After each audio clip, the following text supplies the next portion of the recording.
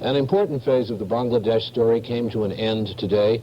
The American Naval Task Force in the Bay of Bengal, which caused such a ruckus in India and here at home, steamed out of the bay today and is now in the South China Sea.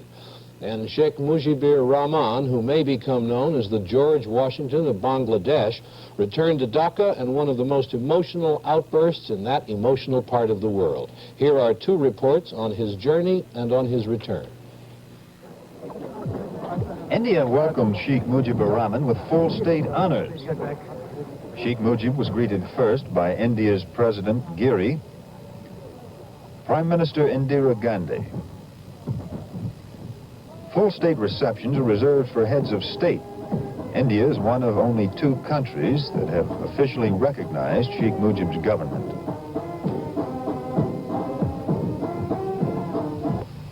I go back now to free, independent, sovereign Bangladesh. I go back, not with any hatred in my heart for anyone, but with the satisfaction that truth at last triumphed over falsehood, sanity over insanity, courage over cowardice, justice over injustice, good over evil.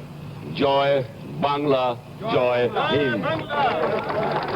Having met the dignitaries at the airport, Sheikh Mujib moved to a nearby parade ground for a public meeting. Many Indians had waited for Sheikh Mujib's release from Pakistan as if he were their president. Thousands of them welcomed him. The Indians are proud of their victory in Bangladesh. It has changed the way the world looks at them and the way they view themselves. In honoring Sheikh Mujib, the Indians were also celebrating their role in helping secure his freedom.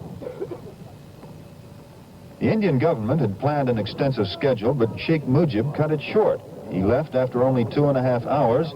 He said he was in a hurry to get home. Jack Paxton, NBC News, New Delhi. This moment was the culmination of a 22-year struggle by Sheikh Mujibur Rahman for a separate Bengali nation. He has been thrown in jail at least a half-dozen times for his activities. Now he was home in Dhaka, the leader of an independent Bangladesh. His people shouted their adoration. On the airplane ramp, engulfed in well-wishers and flowers, he covered his eyes for a moment, overcome by the emotion of the occasion. Security at the airport was tight, with only a few hundred leading citizens allowed on the tarmac, and hundreds of thousands of other Bengalis who wanted to see him kept outside in the streets. But as soon as the Sheikh appeared, the security broke down and he was swamped. He managed to review an honor guard of Bangladesh soldiers, sailors, and airmen, and he moved partway down a red-carpeted reception line, but then the crush became too great and he cut short the ceremonies.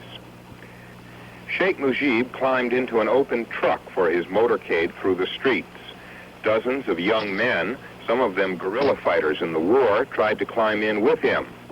As many as 1 million people jammed the streets to cheer their leader, shouting, "Long live Bangladesh" and "Long live Sheikh Mujib." At times, the truck could not move at all. The street was so jammed. Many people were trampled. Obviously, Sheikh Mujibur was first in the hearts of his countrymen as he began his presidency. However, when the celebrations end and he starts to run the government, he will face economic, political, and diplomatic problems so enormous they will test even his great popularity. He may find, as other revolutionary heroes have discovered, that it was easier to create a new nation than it is to make it work. Ron Nesson, NBC News, Dhaka. Nobody knows for sure, but one of the possible reasons for